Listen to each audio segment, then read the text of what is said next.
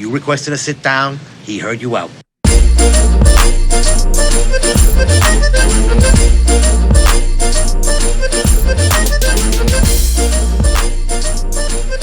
What is going on, everyone? Haven't podcast in a minute or two. It took a little break.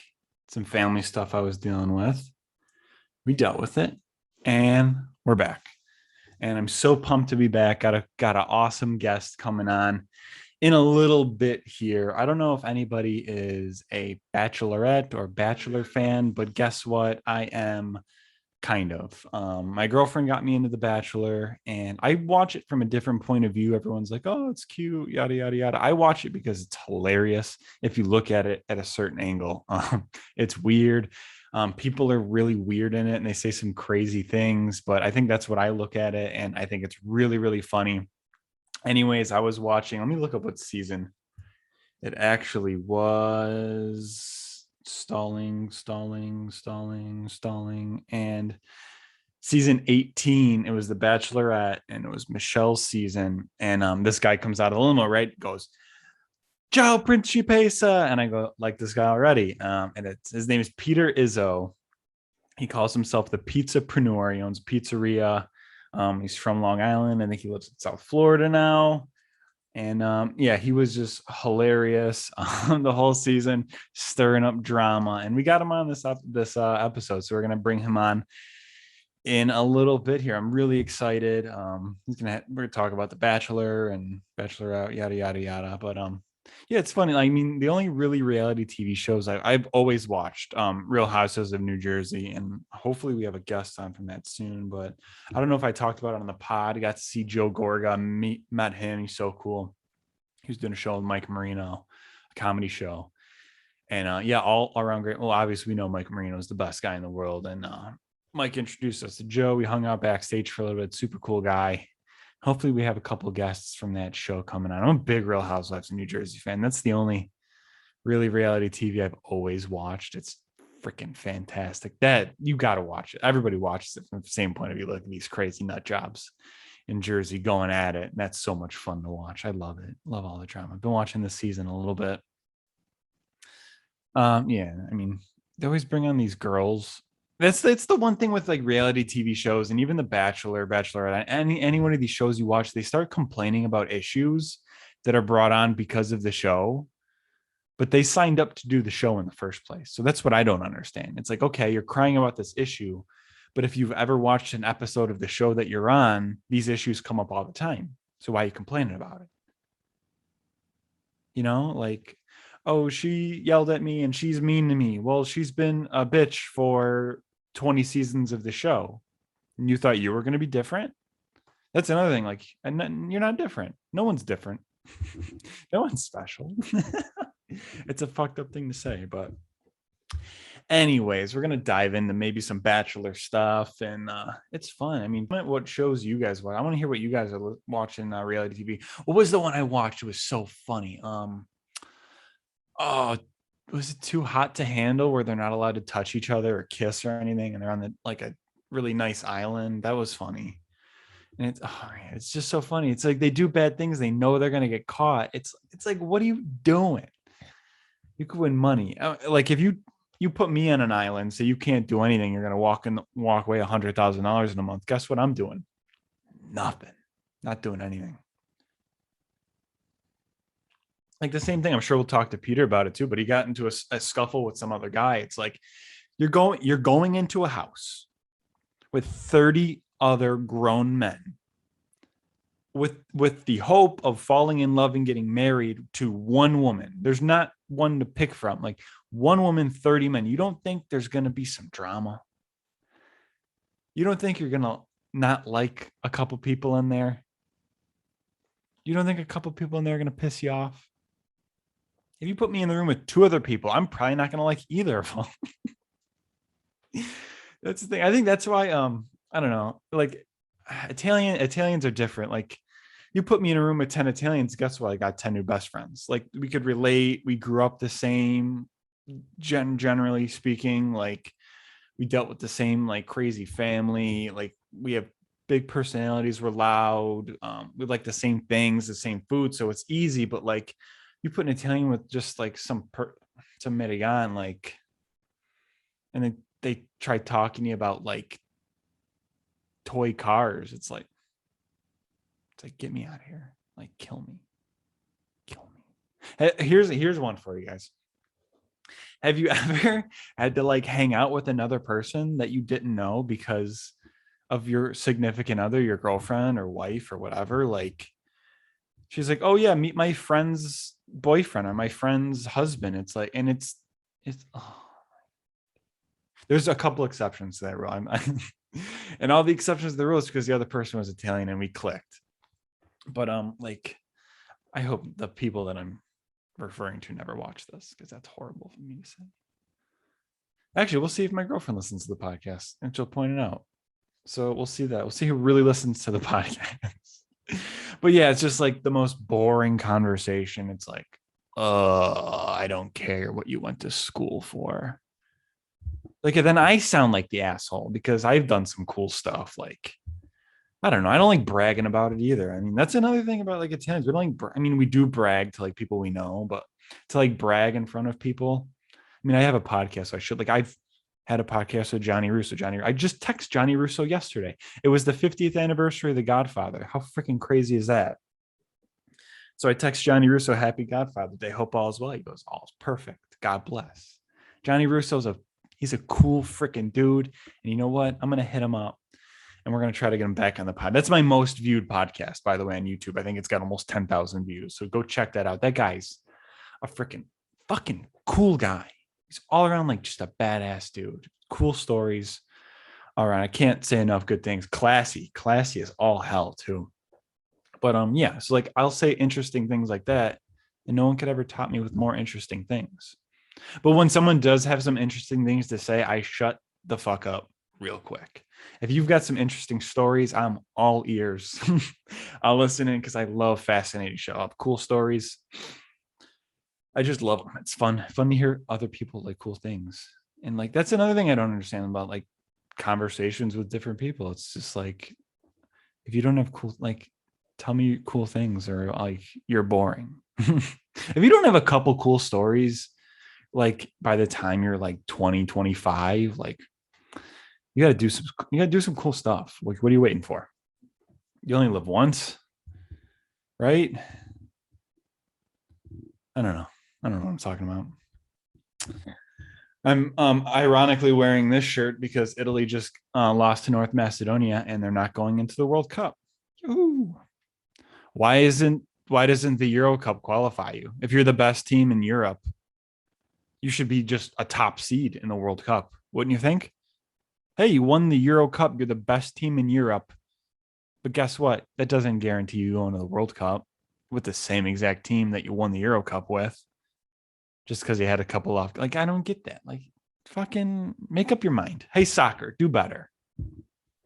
We're going to clip this. Say, soccer, do better. If you win the Euro Cup, if you're the best soccer team in Europe, why the hell aren't you playing in the World Cup after? I don't get it. Also, soccer is weird too because I don't know. I think that's why fighting is cool because, like, in terms of how fighting is judged or scored. If you guys ever watch boxing or MMA, like if you beat the guy up, you're winning. There's no points involved. It's all about judges seeing like you beating somebody up, taking them down, yada yada yada. So if you dominate, like you win. But like soccer, like Italy dominated that whole game. They had possession for over 60 something percent, 30 something shots on goal. But because North Macedonia had won, that goal was amazing, by the way. In added time, they win. Which, I mean, hey, that's the game of soccer. I'm not going to change it. But that's why I like fighting, because like if you truly win, like obviously you get knocked out or submitted, it's game over. You can be losing the whole thing, which I guess that's what happened. You know what? Disregard everything I just said. Italy lost. It is what it is. Oh, well. Anyways, if you win the Euro Cup, you should play the World Cup. Let's get in the episode. I've been rambling too long. I had a lot to think about over the last couple of weeks, but we're getting right into it. Let's welcome on our guest, Peter Izzo. All right, everybody. So pumped to welcome the Pizza-preneur, Peter Izzo, on the podcast. What's going on, bro? Buongiorno, ragazzi. What's going on? It's your boy here, Peter, aka the Pizza King, live in the mix. We got my boy right here. Really happy to be here today, bro. Thanks for the invite. Oh, dude, of course, anytime. Honestly, like I was just saying before I hit record, just kind of like giving a brief story. Like my girlfriend got me into like the Bachelor, Bachelorette, and it's like I always look at things from like a different perspective. So I find like a lot of the humor in it. But like you got off the limo and you went, I forget what you said. You said, "Ciao, Principessa." I go, I like this guy already. Buongiorno, Principessa. I had to let her know I'm here. Yeah, and I know that was funny. And then like obviously like you were like edited to be like the villain of the season, whatever it was. But I think personally you dodged a bullet. Michelle is whatever. Yeah, you know what? I will say I think she's a very sweet girl. Yeah. I think that she's really happy. Her and Nate right now, they're really happy together. I love Nate. I have nothing but respect and admiration for Michelle. So they're happy. What's meant to happen happened. They have each other, and I'm still on my destiny to find love. Maybe this summer in paradise. Who knows? Maybe a listener on the pod will see something and slide into the DMs. Oh, I don't know. Whoever's got a little wooden spoon at home wants to help me make some sauce. For sure. Yeah, but I think let's take it back. So I've never really talked to anybody that's been on like the Bachelor, the Bachelorette. So what's that process like? So obviously like you're in Florida, open up a pizzeria, and like I guess because it was like kind of in the middle of the pandemic too when you were filming, right? Yeah. So I'm very fortunate to have an amazing little sister. She thinks the world of me, and I was just going about my everyday pizza-preneur life, changing lives one slice at a time. And my sister was scrolling through Instagram, and while she was scrolling through Instagram, there was an ad that popped up that said, if you know any men willing or deserving of love, fill out this application. And she filled out the application and just sent like 2 photos in of me. Well, this is my brother. He's an Italian stallion. He owns pizzerias in South Florida. And that was it. Mind you, she forgot to mention to me that she applied for me for this whole application process. So then about a month and a half later, I get a phone call from one of the casting directors saying that they saw my application. They're interested in pursuing me. Am I interested in still pursuing love? And I got to say the truth. I actually hung up on them because I thought it was a prank. Then I got another phone call back. But in between that phone call I got back, I called my sister. I was like, what's going on here? I got this lady. She's telling me that she wants me to go on this show, The Bachelorette. I don't know nothing about it. What do you do? And she's like, oh my God, answer the phone, call him back. So I want to call him back. We had the whole talk, and one thing turned into another. About 2 months later, I had a ticket booked to LA. That's so cool. Yeah. So I guess, and then you like have to quarantine when you get there, and then that whole one thing about that whole program, that whole show is they take, the quarantine and everybody's health and safety very serious, fortunately. So we had a quarantine when we got there, which is no big deal, a couple days of solitude before, one of the biggest things that had happened in my life to date. So we did a little quarantine, and then after the quarantine, we got right into the mix. We started to, we met all the guys, but most importantly at the time, we met Michelle, and, we started to pursue our dream. That's cool. Yeah. So, yeah, I'm sure that was just like a crazy, like life-changing experience, obviously. So like the way like the show, obviously it's I'm sure there's hours and hours and hours of footage that like, and clearly things that we don't see as viewers. So how do you feel like you were edited? Like, do you think, because I'm sure like there's more backstories to like every single aspect. Yeah, so I was a little upset with my edit, to be honest with you. Only for the sheer fact of how much pride that I take in my livelihood, in my family, and being called a narcissist, and really being taken out of perspective. Unfortunately, I got a lot of major points got taken out of the whole story. I'm very proud young entrepreneur, pizzapreneur. I'm very proud that I hold almost 25 jobs between my shops for all my employees, not just to take care of them, but I take care of their families as well. Of course. And every slice that we sell, every slice that, gets dished out, not only affects that person's life that's enjoying it, or that memory that's being made with their families while they're eating our pizza or whatever it is, but it's affecting our family as well, because we're able to provide, for my mother and my sister, my brothers, and all that stuff. So yeah, that's definitely like one thing, like, because they'll just kind of breeze on by it. Oh yeah, Peter owns a few pizzerias, but it's like, first off, like, owning your own business is insane as it is. To a restaurant or a pizzeria, it's even like crazier. Like, yeah, I've been working in a pizzeria since I was 13 years old.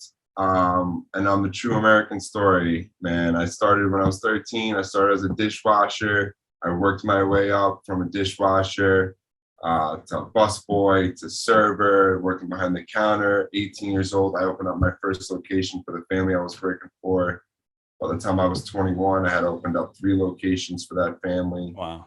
And this was all while I was double majoring in college with hospitality management and accounting. I was a student athlete on scholarship, and I actually quit playing the sport I was playing in college, and I went and I pursued a dream to move to Italy. I lived in Italy for a year, where I just really fell in love with my culinary roots. And I worked for some of the most amazing people ever that took me in like their family. So it was just like a really smooth transition. Then once I graduated college, I graduated #1 in my class for my major, and I moved on to working for this family for their own restaurant group. And then my brother kind of gave me a lifeline when I was 22. He started to talk to me about, me potentially opening up my own shop and starting my own, dream. And I took a chance. I rolled the dice. I left New York. I went on a week vacation down here to Florida, and I've been down here for almost 4 years since, and I haven't looked back once. Wow, So, that's a crazy story.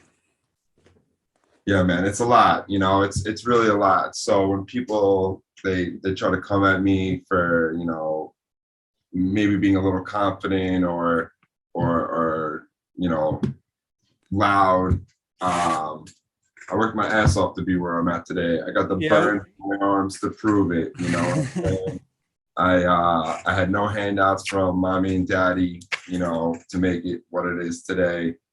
It was through perseverance, waking up every single day when you're crying in your bed, you're so tired, pushing yourself, knowing that if you don't open the doors, that not only you're going to be affected, but all your employees' families are going to be affected, and the community that you're providing this service for, because we're doing this for the community. Without you, there's no us. So.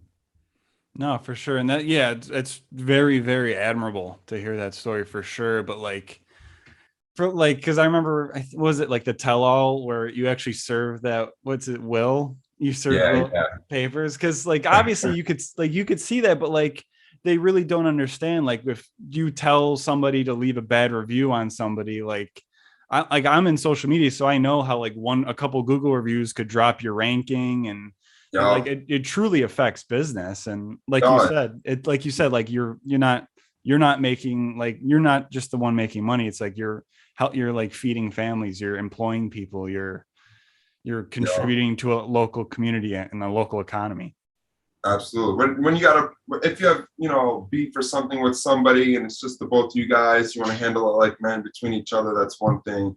But to go on, social media and these review platforms and to leave negative reviews, it wasn't you know, it was from fans as well that weren't fans that were just getting crazy for no reason. But you know, after that tell-all, I got to say the truth. I have nothing but respect for Will. I think Will's a great young man. I think that we're actually very similar, which is why we butted heads so much in the beginning. I wish him nothing but success and happiness. I hope he finds what he's looking for in his life. So, fortunately, we're all good now. That's, I mean, that's good to see. So how did going on The Bachelor, did it affect business in any way? Did you get like a lot of people coming in the shop and like trying to like meet you and take pictures and everything? Yeah, so it's really interesting because I'm kind of like stuck at work all day. I say stuck very loosely. I love being here, but it happened all pretty much overnight. I have our store down in Boca Raton in Florida right now, and shout out to the Bocas, and just word of mouth started happening. One at a time started to come in. The craziest that's happened to, there was like 20 people that came in at one time, and they were like, "Oh my God, it's Peter!" And I'm over here with sauce and flour all over me, sweating. I'm like, "What's going on?" So that was funny. That was really funny. Yeah, they all got to buy a slice to get a pic too, right? I said, "Get a slice. I'll take all the pictures you want. No problem. Don't worry about it, sweetheart." Yeah, that's funny. So you're just killing it down in Florida now, or like you looking to like just expand the pizzeria business? What are the plans for the upcoming next? Yeah, so we have our first store up here in the Panhandle on Port St. Joe. This crew here is amazing. They're running the show. They're working every day to change lives one slice at a time. We got our store down in Boca. That's about 4 months old now. I'm very proud to say that I have another store opening up in Palmetto Beach. That's going to be my flagship store. That's going to be our new design with our new branding and everything. It's my brother and I. My brother is behind the scenes, and I'm more of the face guy. And we have no intentions of slowing down anytime soon. We really want to take over Florida as a whole. We feel like Florida really needs a quality slice at a one man's budget. And, you know, we want to be there for, you know, every community and every family member. And who knows, maybe there's going to be a full blown out restaurant down the line sooner than you know. So we'll be able to provide even more of an experience when you come in. That's so cool. So what's it like, I guess, working with your brother? Because I've heard like it's like a flip of the coin when you work with family. Like sometimes it's just because like the relationship, or you like two people just mesh because they grew up together. Like my brother and I, like anything we do together, whether it's a board game or sports or something, we just click. But then I've heard other like horror stories about being business with family. So what's it like working with your brother? Yeah, I have to say the truth. I'm one of those lucky guys. My brother is not only my brother, he's my best friend. We're 6 years apart, so this is just like I think an unspoken respect that I have for him. You know, being the older brother, growing up in an Italian family. Mm-hmm. I definitely got a couple scoffs growing up to help me understand, but I'm very fortunate. We're a great team. He's a finance guy, you know, loves the numbers, and I'm hands-on. I want to be in the mix. I want to talk to everybody. So it's a beautiful blend that we have. Oh, I bet. Yeah, that sounds fun. So like what are some, I'm just trying to like, what are some like great areas in Florida, like someone who's Italian could go down? Because I mean, I've been to like places in Florida where like you don't see any Italians, and then obviously Gotta come to Boca, baby. Gotta come to Boca, baby. A lot of paisans in Boca, Delray Beach, Fort Lauderdale. You know what? Honestly, a lot of Northeast is moving down to South Florida. So I know. Our community is definitely growing. I really believe that our old roots are really starting to come alive again and be reborn in our generation. I'm seeing a lot more things, a lot more people trying to stick together. In the Italian community, I felt like there was a little bit of a divide back in the day, especially with like Napolitans and Sicilians. I think that everybody's really starting to come together a lot more and just be there for each other, especially what we have going on in today's society in this world. So.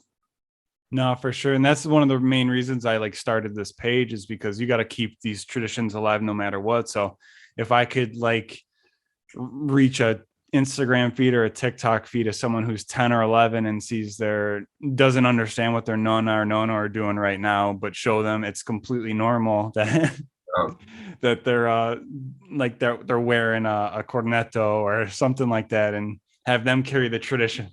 I keep it on my keys. Oh, there you go. There you go. Yeah. So if we could like just show people like when they're young that this is cool, this is normal, this is tradition, and they could carry it on for the next 60, 70, 80 years, that will keep it alive forever.